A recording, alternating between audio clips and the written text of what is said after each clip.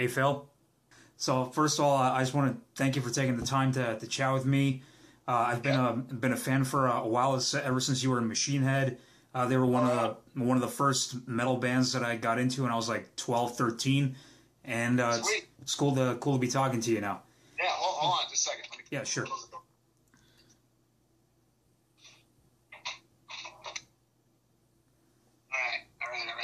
All right. Alrighty. So first off, how have you been dealing with the whole COVID-19 pandemic? Oh, well, being a touring musician and a bar owner, it's two strikes against us. We can't run our business at home, and we can't go out and do the music business. So we've been prepared for this. We've saved, and so we've been taking the time to work on the home, work on the bar. I've been doing a lot of recording with a bunch of different people and doing some jammings. I'm calling them collab jams with all these awesome musicians, and so I'm trying to keep busy. Plus, writing a Vio-lence record too. So Yeah, absolutely. So obviously, you just mentioned Vio-lence. The big stuff going on right now is Vio-lence is back with a vengeance, and we're all super happy about that. And a new EP is in the works, right? Yes. Yeah. How's the writing coming along? It's good. We've got 3 originals done. We recorded. We got bored, and we had a cover song that we were working on to play at a local live show, and that got canceled. So we said, "Hey, man, I wanted to have some content. Let's just go in and record this song. Let's do a video. Just have something. Something to kind of fill this void, because we don't write all that fast. This is an important release for us. It's been 30 years since we put something out. Yeah, absolutely. We want we want to make a statement, so we want it to be good. So just in the interim, spoke with Metal Blade, and everybody's on board to do this fun little video, and that should be coming out here pretty soon. Awesome. So how many songs can we expect in total? There'll be 5 originals, and then the cover tune is going to be like an added B-side, or I don't know what we're going to do material-wise, but or product-wise, but there'll be 6 songs with the cover. So however, 5 plus 1 or 6 total, whatever you want to do. Cool. And may I ask, who is the band that you're covering? I'm not going to say that yet. Okay. Yeah, it's been kind of under wraps, so I'm going to kind of keep it that way for now. Okay. It's all good. I'll say they're a local band, from the Bay Area here. Bay Area, I get. Goes so many different ways, Okay, I've already got a few ideas in my mind, but I'm going to keep my mouth shut. All right. So, is the plan to do an EP first, followed by a new full length? That's what it's looking like. The idea was to get something together quick and capture this snapshot of where we are now. Freshly, we got back together. We've done a year's worth of shows. We've had some lineup changes due to the fact that we're stepping up and we're becoming a functioning band and taking up more time. With Ray and Dean, they weren't able to participate in that capacity. So we've got Christian Oldie Warbles from Fear Factory playing bass for us now, and Bobby Gustafson, legendary guitar player from Overkill. And you being an East Coast guy, and it's an exciting time, man. It's an exciting time for us. So cool. How did Go ahead. How did Bobby come into the picture? Because for a while, I was under the impression that he was done playing music. No, you know what? Bobby's been playing. He's got a band called Satan's Taint that he releases music through, and he's writing. He writes a shit ton, and he and Perry.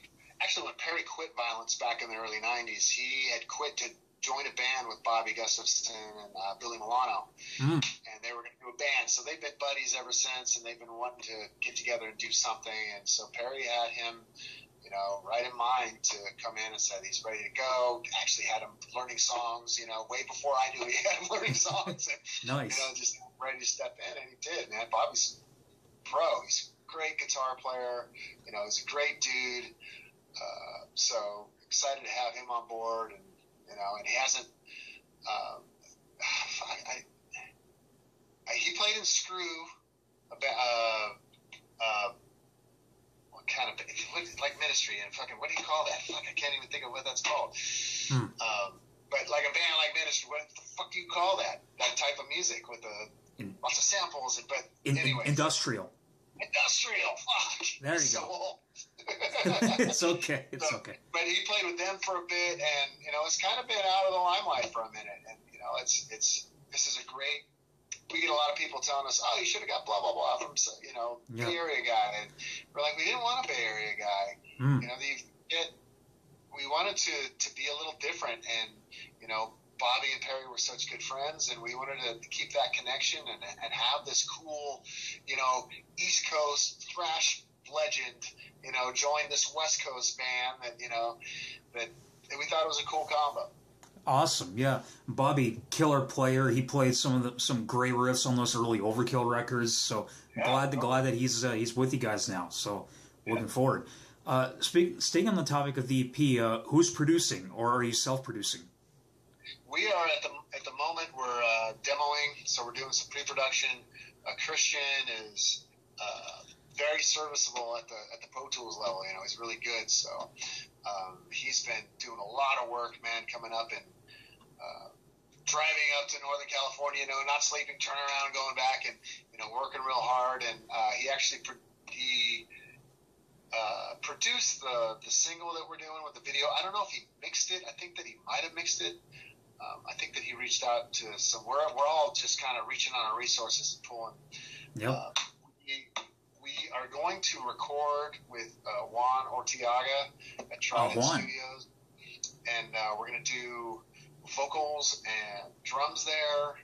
And we're probably we want to do as much as we can because we do have the capabilities to track guitars and track bass and some stuff like drums and vocals. You want to go to a good spot at once, but we don't want to borrow a bunch of money from the label, man. This is kind of a DIY at this point. And, right.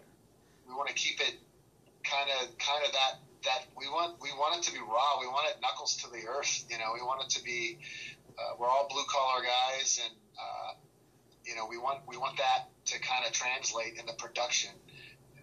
Absolutely, yeah. I'm a fan of Juan's work, especially on the last two Testament albums. He's done great work, really so cool, right? I'm pretty sure he's going to make you guys sound kick-ass. So I'm looking forward to that. So the band Vio-lence, you guys reunited on a couple of brief occasions over the years.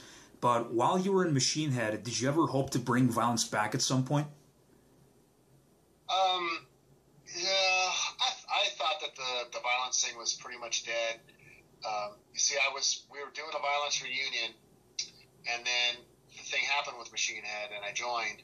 I was going to write a Vio-lence record at that point. I had promised, I had talked about, we were writing songs. We had 2 songs done, and the idea was to still, when I joined Machine Head, the idea was that, hey, I still have this Vio-lence record to do, and then I was told not too soon after that, hey, we don't want you to do the Vio-lence record, and basically was told you can't do the Vio-lence record. So it was always a touchy subject with that band, and so I felt it was the path of least resistance was just not to talk about it. Told not to bring it up in interviews, and so I was a Machine Head, and that was probably looking back, it's always hindsight. You don't know what's right or wrong. You just do what's working in that environment at the time. Yeah. So that's what worked. That's what I did. Right. But towards the end, I seen Sean. Me and Ray Vegas, we hosted this charity golf tournament for him because he needed a liver transplant. Man, he looked like my grandfather at that point. I didn't think there was a point where I didn't think that, man, this might be the last time I see him. Yeah. And so when I quit Machine Head, I did the Slayer thing, and then in January, I get a text from Sean going, "Hey, let's do some shows," and I have no idea what he's talking about. I honestly, Vio-lence at that point, you can't do Vio-lence without Sean. Yeah, so absolutely. There was no getting anybody to sing those songs, even if we might play a couple of them or whatever. But yep. having him do that was just like, fuck, it was the furthest thing from my mind that, you know, the violence was not going to play again. Yep. I mean, I wasn't there for the 80s. Like, I was just born in 92, so after that, but I'm very familiar with the history. But honestly, listening to those records, I honestly can't picture another singer singing "Eternal Nightmare" or "Kill on Command." You know, so for sure. Yeah, for sure.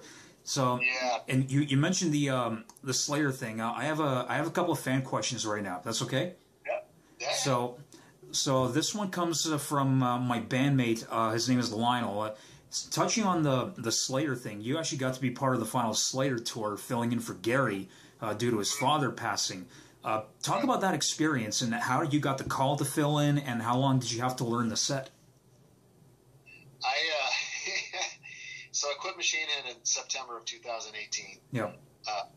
There was a tour on the books that, you know, I quit. I was done. We were supposed to do a video. It's just like, I'm out. I'm fucking done, you know? Yeah. And realized the next day, you know, hey, bailing on a tour is kind of a dick move, you know. I was hoping that they'd get somebody to replace me. Yeah. But if that couldn't happen, then I would honor and finish the tour out. So David Klain quits the next day. Right. So we have to do the tour because they're not gonna, you know, do it and replace Dave and myself. So we do the tour. Super awkward. We finish it the last night of the tour. It's a local show. My wife comes out. You know, she's been watching the kids and watching our business. Totally, she's all partying tonight. I'm all live it up, baby. You know, and so she gets hammered. And, you know, she's throwing up all over the car on the way home. And so it's like, I'm home. I'll take care of you. You know, I'm finally home for a bit. And, you know, I'm at the foot of the bed, and she's, you know, still hungover and still sick. And I get the text from Carrie saying, you know, hey, can you learn 19 songs and be over here? You know, like, now. We need you now. Wow. And I dropped the phone, you know, and she's like, what is it? You know, what happened? And I read it again to make sure that it was just like, hey, possibly, you know, maybe blah, blah, blah, blah. But it's just like, no, it's we need you now. And wow. Showed it to her, and she's like, fuck, you got to go. So, indeed, you know, Gary's dad was on his deathbed, and so that was the show was Saturday. I got that text on Sunday. On Monday, I'm picking up all my Machine Head gear out of our storage, you know. So it's like divorce day. I'm cleaning, so I'm taking everything home. Yeah. And then on Tuesday morning, I was on a plane to Munich to go join Slayer. Wow. There's a lot of pressure, right? I told the first thing I texted Carrie was like, give me the set list right now. You know, I want the set list right now. I compile my list. I start going over the songs that I wasn't that familiar with, some I hadn't heard before. And then I just start phrasing and going through all the tunes. The whole flight over there was just me, you know, listening, writing stuff down. You know, Gary said, you know, whose solos what rhythm do I do, you know. Did you, how did you write? Did you write, like, notation, like music notation, or, like, just say solo here, solo like there?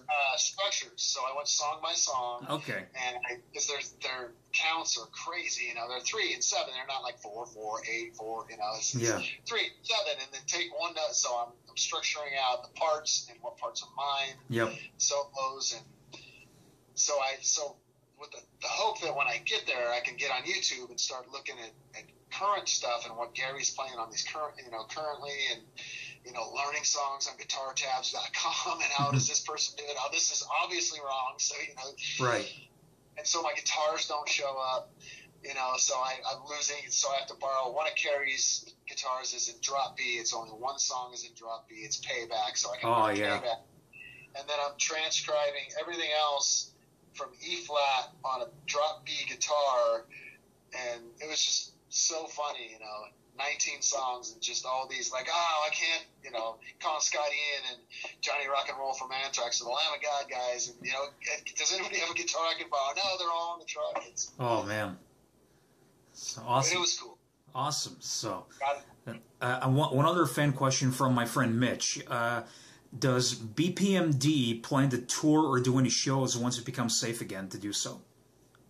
Yeah, you know, we were going to do like an East Coast and a West Coast release show, and So I see us doing some shows in the future once we're, obviously safe to do so. And there won't be any touring. It'll just be one-offs. It'll be, festivals or, cruises or, just those destination things once we're able to do those things. Yep. And I think I got one last question for you.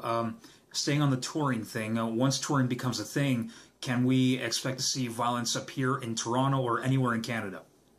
Absolutely. We're supposed to do the Quebec Death Fest. Mm-hmm.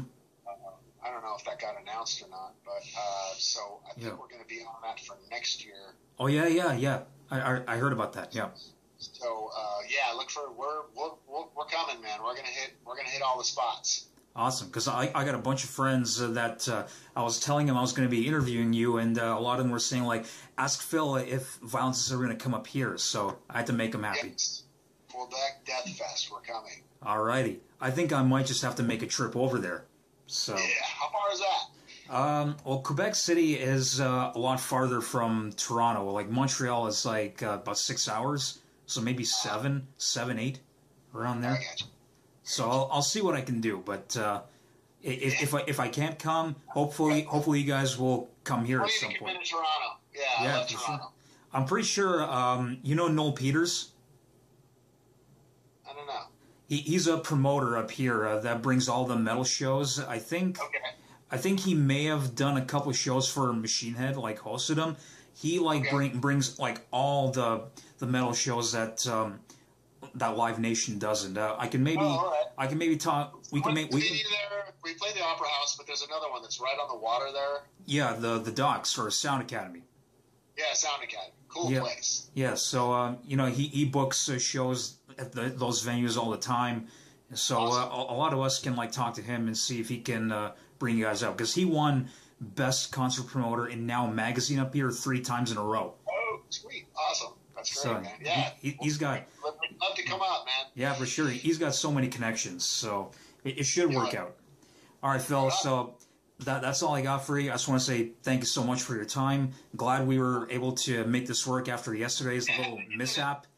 And of course. Yeah, hopefully, I'd love to maybe speak to you again at some point, maybe in person when it's safe to do so. When you come up here. Anytime, dude. Yeah. Yeah, anytime. Yeah, let me know.